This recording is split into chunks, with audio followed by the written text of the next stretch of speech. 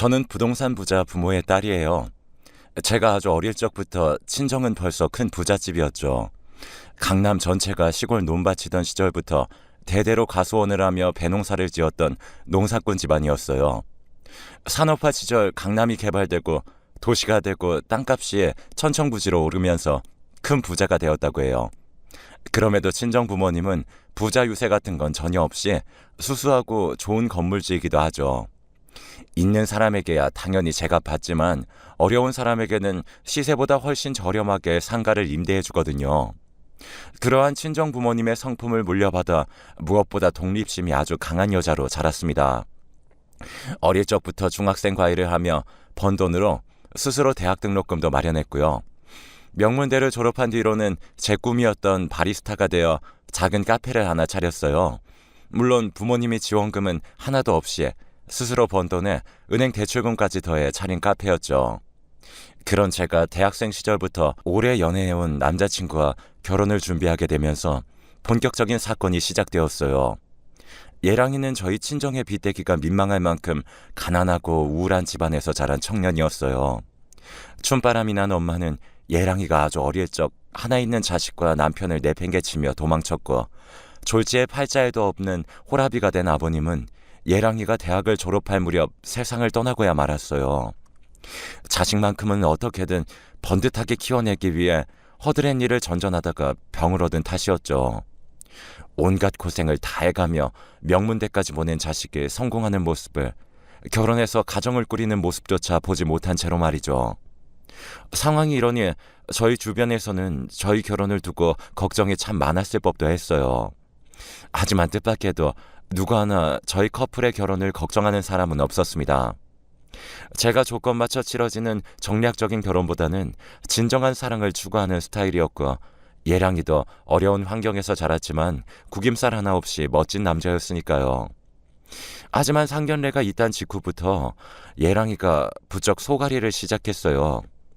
이유는 바로 수십 년 만에 불쑥 나타나 상견례 자리에 떡하니 앉아버린 사람 때문이었죠. 반가워요, 아가씨. 네가 내 며느리구나. 누구세요? 나, 네 시엄마. 뭘 그렇게 놀라고 그래? 생긴 거 보면 딱 몰라. 네 남편 코 오똑한 거 그거 내가 물려준 거다. 아, 네. 근데 여긴 어떻게 알고 오셨어요? 왜? 내가 못 올 때라도 왔다는 거니? 네? 뭐 남친이 별로 보고 싶지 않아 했거든요. 춤바람 나서 남편 자식 내팽개치고 도망친 여자가 어떻게 부모냐고 하면서요. 너 지금 시엄마랑 말싸움 하자는 거구나. 사실을 그대로 말씀드렸을 뿐이에요. 솔직히 저도 기분이 많이 불쾌하기도 하고요. 신랑에게 엄마로 인정받지 못한 사람이 초대한 적도 없는 상견례 자리에 떡하니 앉아버린 이 상황 자체가요. 적어도 최소한 신랑한테 와도 괜찮냐는 허락은 미리 받았어야죠. 허락을 해주겠니, 네 신랑이? 제 말이요. 그걸 알면 오지 말았어야 하는 거 아닌가요? 예랑이가 부쩍 소갈이를 시작한 이유는 상견례 자리에 떡하니 앉아버린 시모 때문이었어요. 엄마랍시고 부잣집과 혼담이 오고 간다는 건 대체 어디서 들었는지 저희 커플이 초대하지도 않았는데 말이죠. 상견례 이후에 예랑이는 자신을 거들떠보지 않았던 엄마가 결혼을 앞두고서야 등장했다는 생각을 떠올릴 때면 불쑥불쑥 화를 터뜨렸고, 저 또한 신랑이 엄마라고 생각하지도 않는 시모를 당연히 거부했어요. 하지만 시모는 저희의 생각 따위에는 전혀 아랑곳하지 않더군요. 뒤늦은 엄마 행세에 자기 멋대로 최선을 다하더라고요. 저희의 결혼을 알뜰살뜰 챙겼죠. 마치 자식을 정말로 사랑하는 진짜 엄마 같은 모습으로요. 그런 시모의 행동을 저희 친정 부모님도 유심히 지켜보았던 모양이었습니다. 저희를 불러다 놓고 말씀하셨죠. 춤바람이 나서 자식을 내팽개치고 야반도주했던 시모에게 사실은 말 못할 사정이 있었을지도 모르니 한번 알아보라고요. 물론 친정 부모님이 뒤늦게 엄마 행세를 하는 시모의 모습에 감동해서는 절대 아니었어요. 부모님 보기에도 시모는 부모 자격 없는 여자였을 뿐이었고, 그래서 자식 부부의 시모를 잘라낼 생각을 하고 있다면 정말 만에 하나라도 있을지도 모르는 시모의 숨겨진 사연을 알아보는 것이 순서였기 때문일 뿐이었죠. 이에 며칠 밤낮을 고민하던 저희 커플은 아주 큰 마음을 먹고 시모와 마주 앉았어요. 그리고 물었어요. 오늘 이 자리에서는 정말 사실만을 말씀해 주셔야 합니다. 저와 신랑이 당신을 용서할 수 있도록요. 혹여 거짓임이 밝혀지면 더는 어떻게 될지 모르겠습니다. 내가 뭘 솔직하게 말해주면 될까? 우리가 당신을 용서해야 할 이유라도 있을까요? 아들 곁을 떠나던 순간에는 차마 말할 수 없었던 부득이한 사연 같은 거 말이죠. 그러자 한참을 생각에 잠겨있던 시모가 대뜸 눈물을 펑펑 쏟기 시작하더니 저와 신랑의 손을 꼭 부여잡은 채로 뜻밖의 고해성사를 털어놓기 시작했어요. 나약한 인간인 나로서는 차마 이겨낼 수 있는 일이 아니었어. 뭐가요? 춤바람이요? 춤바람은 그냥 핑계였지. 기왕 없어지게 될 엄마라면 슬픔보다는 미움 쪽이 우리 아들한테 차라리 나을지도 모른다고 생각했으니까. 그니까요. 슬픔보다는 미움 쪽에 차라리 나을지도 모를 이유라는 게 대체 뭐였냐고요. 나 암이었어. 나 암이라는 진단을 받았는데 가난한 처지에 치료비가 너무도 걱정이 되고, 지금 시절에도 암은 치료비도 많이 들고 낫기도 어려운 병인데 그 시절에는 오죽했으려고. 더욱이 그때의 집안 사정은 끼니 거르기 일쑤였을 만큼 무척이나 가난했었단다. 그래서 도망쳤었다. 가뜩이나 없는 사정에 암 치료비를 데려다가 하나 있는 자식 앞길에 장애물이라도 될까, 그게 걱정이었었지. 그랬지. 그럼 그랬단다. 결국에는 자식을 사랑하는 마음에서 선택한 길이었어요. 도망치면서요? 떠나면서요? 그럼 뭐가 달라질 거라고 생각했던 건가요?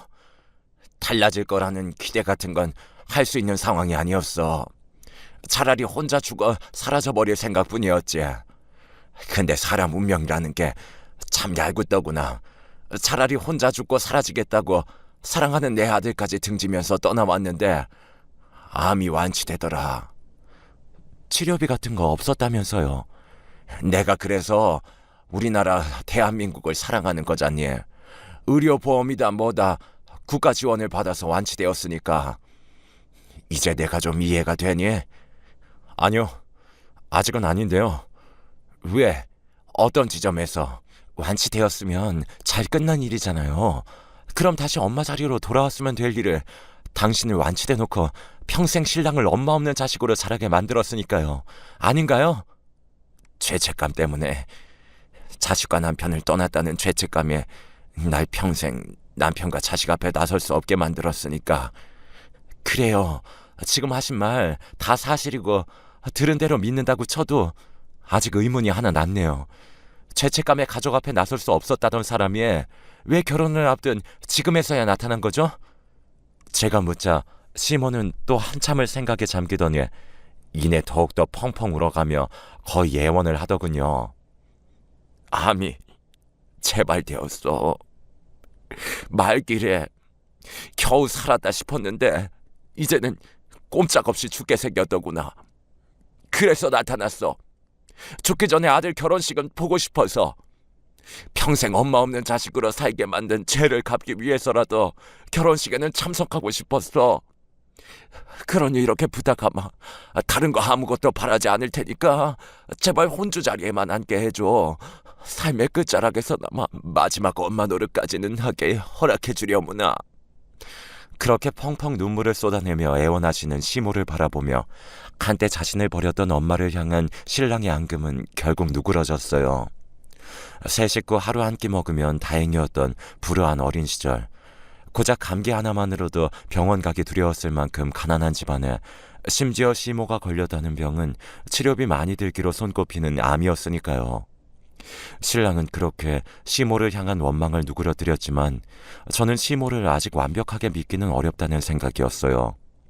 그래서 시모에게 결혼식 혼주 노릇은 허락하면서도 조건을 달았어요. 친모로서의 기본적인 예우는 충분히 갖출 테지만 그 밖에 특별한 무언가를 바라지는 말라고요. 구체적으로는 명품 예단이라던가 값비싼 폐물 같은 금전적인 대가부터 나아가서는 친정 부모님의 상가에 장사자리 하나 내달라는 욕심까지 그 무엇 하나 탐내서는 안 된다는 약속이었어요. 시모가 이에 동의하면서 저희 커플의 결혼은 순조롭게 치러질 것만 같았어요. 그런데 그날 대화와 약속 이후로 한동안 잠잠하던 시모가 어느 날 또 갑자기 저희를 찾아와 펑펑 울어대는 게 아니겠어요. 며칠 사이에 무슨 일이 있으셨나요, 어머니? 어머니? 그렇게 받아들이기로 했잖아요. 그치, 내가 네 시엄마 맞지? 그럼요. 근데 무슨 일인데 또 눈물 받으세요? 그게 말이다. 아니야. 내가 무슨 염치로 이런 말을 꺼내겠니? 부탁할 일 있으시면 말씀해 보세요. 결혼 관련해서 금전적인 욕심을 품지 않겠다는 약속을 어기시지 않는 선에서 들어드릴 수 있는 부탁이면 생각해 볼게요. 돌아보면 내 팔자가 참 기구해요. 네? 남들 다 가본 해외여행도 한번 못 가보고 나 혼자만 조선 바닥에 눌러앉아 죽어가고 있지 않니? 그것도 남들은 한 번도 걸리기 어렵다는 암을 2번씩이나. 이대로는 아주 그냥 두 눈 얌전히 감고 곱게 죽지도 못할 것 같구나. 하도 원통해서 가지고서는. 밑밥을 많이 까는 걸로 봐서는 꽤 큰 부탁인 모양이죠.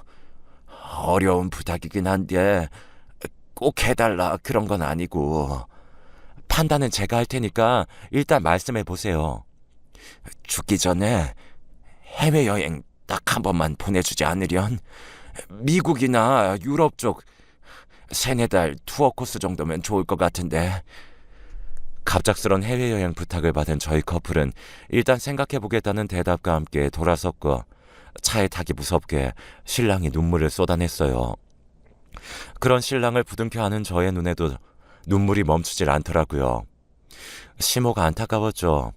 그때 저희에게는 의심의 결을조차 조금도 들지 않았어요. 머리에 보자기를 둘러쓴 채로 나타난 시모가 머리카락이 정말 한 가닥도 없는 상태였거든요. 마치 항암치료 부작용으로 탈모를 겪고 있는 환자처럼 말이죠. 심한 탈모 증세를 보이던 시모의 모습을 떠올리며 저희 커플은 결국 시모의 마지막 소원을 들어주기로 했고 시모에게 결혼식 직후에 양가 합동 가족여행으로 해외를 다녀오면 되겠다고 제안했어요. 그런데 시모가 결혼식 직후에 떠나자는 양가 합동 여행 계획을 완강하게 반대하더라고요. 결혼식까지 내가 살아있을 수 있는 보장이 없다는 이유를 들먹여가면서요. 이에 그럴 수 있다고 생각한 저희가 결혼 직전에 양가 합동 여행을 가면 어떻겠느냐고 절충안을 제안하자 시모는 이번에 아주 펄쩍펄쩍 뛰어가며 또 반대를 하더라고요. 죽기 직전에 혼자 조용히 생각을 정리하며 죄 많은 삶을 마무리 짓고 싶다는 이유에서였어요. 그런 비슷한 공방이 몇 차례 반복되었고 결국 시모를 향한 의문에 빠져들게 되었습니다. 암에 걸려서 시한부 판정을 받은 사람이 혼자 해외여행에 가능할까? 심지어 외국어 한마디 못하는 사람이? 하는 의문이었죠. 그럼에도 저희 커플은 방식이 어떻게 되었던 시모에게 여행을 보내주기로 마음을 맞출 수밖에 없었어요. 병색이 무척이나 완연해진 시모가 수시로 구역질을 하며 화장실로 뛰쳐들어가는 등 너무나 안타깝고 눈에 띄게 수척한 모습을 보였으니까요. 다만 시모의 건강을 염려한 저는 이번에도 조건을 붙였어요. 좋아요. 어머님 혼자 해외여행을 떠나는 걸로 해요. 그래 주겠니? 대학교에서 철학을 전공한 친구가 했던 말인데요. 고독을 즐기기에 가장 완벽한 시간은 죽기 직전의 시간이라고 하더라고요. 잘못도 많았고 고난도 많았던 어머니의 삶 혼자서 조용하게 잘 정리할 수 있도록 배려하는 거니까 대신에 저희 조건도 꼭 들어주셔야 합니다. 딱히 어려운 조건도 아니에요. 그럼 당연하지. 해외여행 같은 큰 부탁까지 들어주는데 내가 뭘 못해주겠니? 네, 여행 경비 전액을 지원하는 대신 의사로부터 해외여행 가능 여부를 먼저 진단받아보자고요. 병원? 왜? 싫으세요? 그러니까 질려서 그렇지. 질려서. 내 삶의 절반이 병원이었어. 뭐든 다 해주겠다면서요. 어머님 염려해서 하는 얘기니까 거절하지 마세요. 그래, 까짓 거 맨날 살다시피 하는 병원인데 상담 한번 받는 일이 뭐 어렵다고. 그러겠다고 약속하마. 하지만 시모는 제가 잡은 병원 예약에 단 한 번도 나타나지 않았어요. 병원 진료 펑크가 연달아 몇 번이 거듭되자 당연히 의심이 가중되더군요. 그때 마침 여행사로부터 저에게 뜻밖의 연락이 도착했으니 시모의 이상한 행동 거지에 대한 일종의 제보였어요. 제가 카드로 결제했던 해외여행 비용 전액을 시모가 현금으로 환불받을 수 있냐고 문의했다는 제보 말이에요. 해외여행 대금 전액을 시모가 현금으로 환불받는 대신 여행사에게는 환불 금액의 10%를 떼어주겠다는 딜까지 걸어왔더라고요. 정리하자면 시모는 제가 카드로 결제한 해외여행 대금으로 일종의 카드깡을 시도하려고 했던 것이었죠. 시모의 행각을 제보받은 저희 커플은 내심 짚이는 구석이 있었어요. 그래서 시모의 꿍꿍이를 직접 확인하기 위해 꾀를 내었고 곧장 행동에 나섰어요. 제가 시모에게 해외여행에서 입을 명품 옷을 사주겠다며 백화점 명품 매장으로 불러낸 사이 예랑이는 시모의 거처를 방문해서 꿍꿍이의 단서가 될 만한 것을 찾았어요. 그렇게 서로 각자 작전에 돌입하고 몇 시간 뒤에 저는 시모가 피팅룸에서 새 옷을 갈아입는 틈을 타 시모의 거처를 탐색하고 있는 예랑이에게 전화를 걸었고 예랑이는 전화를 받기가 무섭게 긴 한숨부터 내쉬고 있더라고요. 사람이 어떻게 이러냐? 이러고도 부모야? 이러고도 사람이야? 혹시나 했는데 역시나였던 거야? 우리 생각이 맞았던 거구나. 확실해. 이건 도저히 부정할 수가 없어. 상황이 어떤데? 서랍에서 바리깡이 하나 나오더라. 휴지통을 뒤져보니까 머리카락이 한 다발 나왔고 아무래도 항암치료 부작용으로 탈모를 겪은 게 아니라 멀쩡한 머리를 직접 자기 손으로 깎은 모양이야. 일부러 우리 앞에서 암 환자 행세를 하려고. 뻔하지. 그것뿐만이 아니야. 냉장고에 유통기한 한참 지나고 상한 우유들이 잔뜩 들어있더라. 그 여자 갈수록 초췌해지고 수시로 구역질을 해대면서 화장실로 뛰쳐들어갔던 거 장염이랑 식중독 때문이었던 게 확실해. 장염이랑 식중독까지 우리가 의사도 아닌데 확신할 수는 없는 일이잖아. 그치, 우리가 의사는 아니지. 하지만 의사가 이미 확답을 내려놨더라.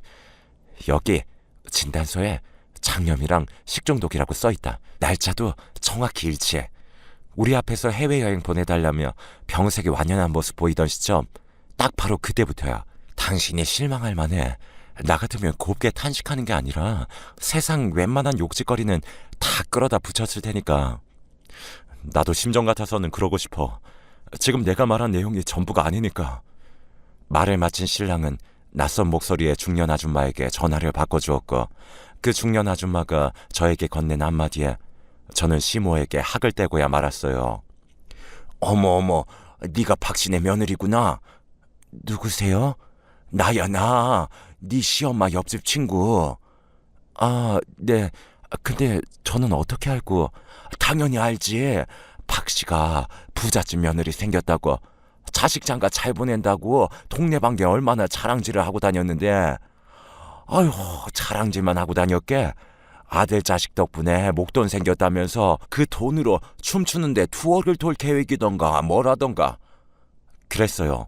시모는 과거에 암에 걸렸던 적도 이번에 암이 재발한 것도 아니었어요. 스스로 머리를 삭발해가며 암 환자 행색을 했을 뿐이었고 병색이 완연하고 초췌한 모습을 연출하기 위해 일부러 상한 우유까지 마셔가면서 장염과 식중독에 걸렸을 뿐이었죠. 목적은 아니나 다를까 돈이었어요. 해외여행 비용을 챙겨서 그 돈으로 또 즐겨볼 생각이었던 거죠.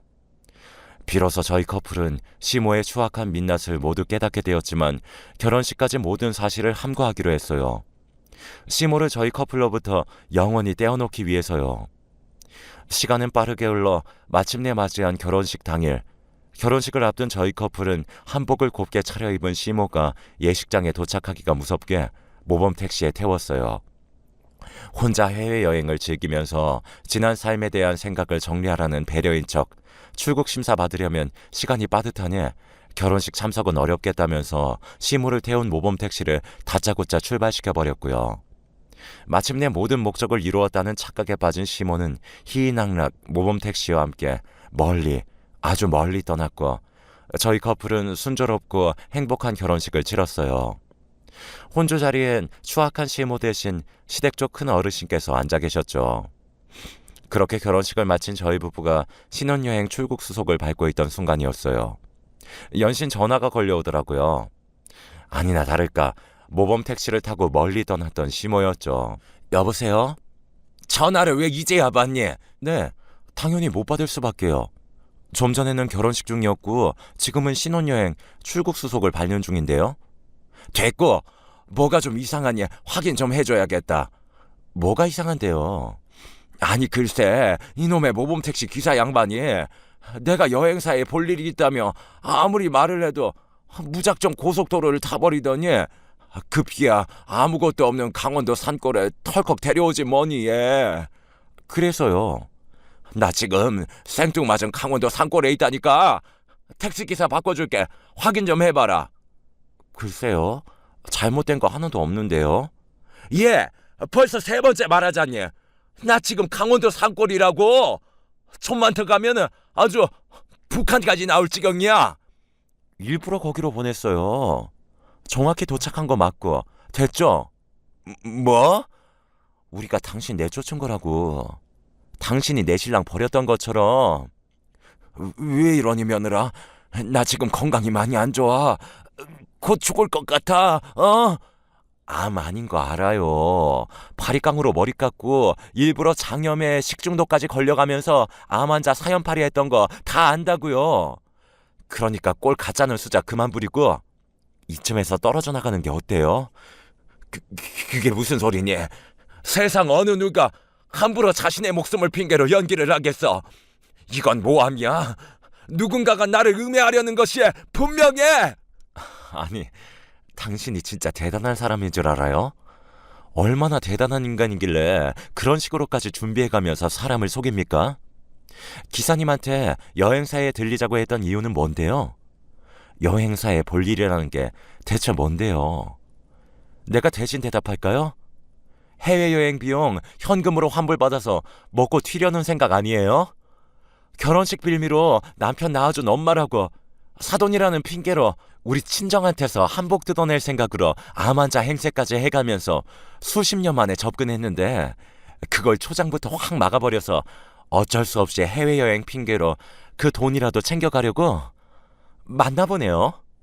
이런 말이 있어요. 때로 침묵은 가장 훌륭한 긍정이다. 제가 말을 마치자 남편이 전화를 넘겨받았고 남편이 여보세요 한마디 하기가 무섭게 시모가 모범 택시비만이라도 대신 내주면 안 되겠냐고 애걸복걸했습니다. 하지만 시모의 추악한 민낯을 직접 목격한 남편은 길고 길었던 시모와의 악연을 끊어내었어요. 택시비는 출발 전에 벌써 지불했어요. 너까지 매정하게 굴지 말렴. 난 엄마잖니. 널 낳아준 엄마. 그래요. 그 낳아준 값은 지불한 모범 택시 값이야. 그 택시비로 퉁치고 다신 연락하지 말아요. 아들 승준아, 내가 왜 당신 아들이야? 당신 손으로 따뜻한 밥이나 나한테 먹인 적이 있어? 아님 졸업식 때 꽃을 한 송이를 안겨주기로 했어. 아니잖아. 당신은 내 평생에 없던 사람이잖아. 평생을 없던 사람이 엄마랍시고 불쑥 나타나서는 암 환자 행세까지 해가며 외동아들의 마지막 추억까지 짓밟으며 했던 추악한 사람이잖아. 나 당신 아들 아니고 당신도 내 엄마 아니니까 제발 좀 내 세상에서 사라져요. 비행기는커녕 모범 택시라도 한번 타본 것만으로도 감지덕지 하면서 곱게 사라지라고요. 알겠어요? 그날 남편의 모습은 그 앞에서 지켜보는 제 가슴이 다 미어질 만큼 아프고 슬퍼 보였어요. 하지만 어쩔 수 없는 선택이었지만 시모와의 사건을 겪으며 저희 부부는 분명하게 깨달았거든요. 시모는 상종해서는 안 되는 추악한 속물이라는 사실을요. 이후 저희 부부는 작은 카페를 함께 운영하며 성실하게 살아가고 있어요. 카페를 마련하며 받았던 대출금을 부부가 함께 착실하게 갚아나가기도 하고 저희 부부의 카페는 동네 사랑방도 되었죠. 어렵고 외로운 어르신에게는 무료 커피와 한 끼 든든하게 먹을 수 있는 샌드위치 또는 토스트를 제공하고 카페 영업이 끝난 뒤에는 학원으로 돌변하기도 해요. 저희 부부 둘 다 명문대 졸업한 경력을 살려 동네 가난한 학생들에게 무료 과외를 해주고 있거든요. 시모의 소식은 알 길이 없어요. 오히려 그래서 살짝 불안하기도 하지만 어떤 일이라도 부부가 함께라면 충분히 이겨낼 수 있을 테니까요. 같은 부모라는 이름을 쓰고는 있지만 부모도 다 같은 부모가 아니네요. 앞으로 태어날 저희 아이에게는 부모라는 이름에 걸맞는 사랑 많은 부모가 되기 위해 열심히 노력하면서 살아가 보려고요. 긴 이야기 들어주셔서 감사합니다. 항상 건강 조심하시고 오늘 하루도 행복하시길 바래요.